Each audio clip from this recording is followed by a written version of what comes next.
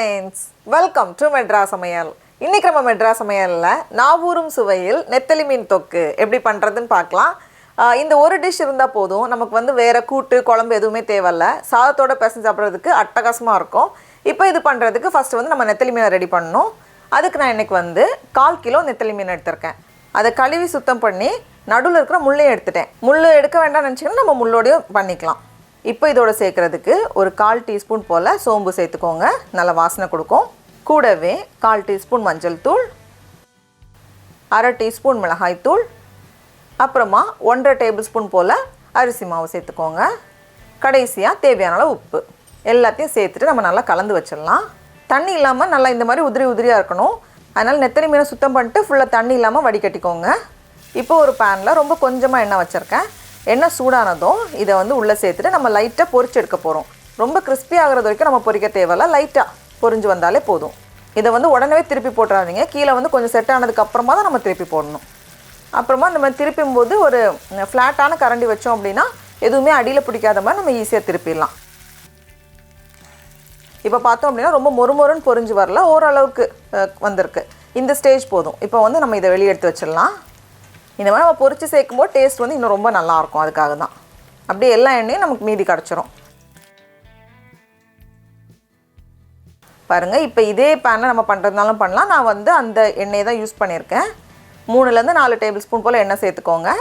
எண்ணெய் சூடானதும் இதில் தாளிக்கிறதுக்கு கொஞ்சமாக கடுகு உடஞ்சதும் இதில் 2 வெங்காயம் அதை வந்து இந்த மாதிரி கட் பண்ணி வச்சுருக்கேன், அதை சேர்த்துடலாம். கூடவே 2 டீஸ்பூன் அளவுக்கு இஞ்சி பூண்டை நல்லா இடித்து வச்சுருக்கேன், அது 2 பச்சை மிளகாய், ஒரு கொத்து கருவேப்பிலை இலை எல்லாத்தையும் சேர்த்துட்டு இந்த வெங்காயம் நல்லா வதங்கி வரணும். இப்போ இதில் நம்ம மசாலா சேர்க்கணும். ரொம்ப கொஞ்சமாக மஞ்சள் தூள், 1/2 டீஸ்பூன் சீரகத்தூள், 2 டீஸ்பூன் மல்லித்தூள், அப்புறமா காரத்துக்கு ஏற்ப மிளகாய் தூள் 1லேருந்து 1.5 டீஸ்பூன் நம்ம சேர்த்துக்கலாம். கொஞ்சம் காரம் அதிகமாக வேணும்னா 1.5 டீஸ்பூன் சேர்த்துக்கோங்க. எல்லாத்தையும் சேர்த்துட்டு நல்லா ஒரு வாட்டி கலந்ததுக்கப்புறமா இதில் வந்து நம்ம தக்காளி சேர்க்கணும்.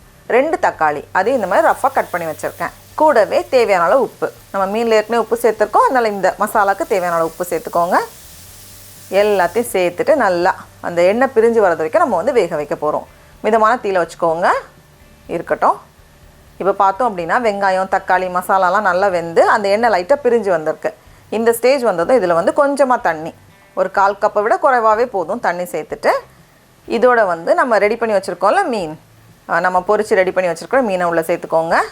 சேர்த்துட்டு நம்ம வந்து மறுபடியும் நல்லா கலந்து விட்டுட்டு நம்ம வேக வைக்கணும். ஒரு 5 நிமிஷம் போல் இருக்கட்டும். அப்படியே மறுபடியும் அந்த எண்ணெய் பிரிஞ்சு வரது வரைக்கும் நம்ம வந்து வேக வைக்கணும், வச்சிடலாம்.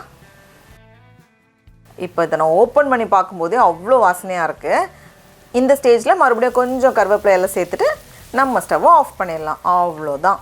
இதை வந்து நம்ம அவ்வளோ ஈஸியாக பண்ணிடலாம். பாருங்கள் எவ்வளோ அழகாக இருக்குன்னு. டடா, அவ்வளோதான். நம்மளோட சூப்பரான நெத்தலி மீன் தொக்கு ரெடியாக இருக்குது. வீட்டில் கொஞ்சம் முட்டைக்கோஸ் கூட்டு இருந்துச்சு, அதனால எடுத்திருக்கேன். இல்லைனா நமக்கு இது 2மே போதும். அவ்வளோ அழகாக சாப்பிட்லாம், அவ்வளோ நிறைய சாப்பிட்லாம்.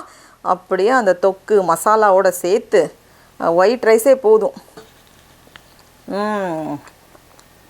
இப்படிலாம் சாப்பிட்ணும் அப்படின்னு கேட்பாங்க, அந்த அளவுக்கு நல்லாயிருக்கும். நீங்களும் கண்டிப்பாக இந்த ரெசிபியை வீட்டில் செஞ்சு பாருங்கள். உங்களுக்கு இந்த வீடியோ பிடிச்சிருந்துச்சுன்னா மெட்ராஸ் சமையலுக்கு சப்ஸ்கிரைப் பண்ணுங்கள். நாவின் சுவை எறும்புகள் மலரட்டும்.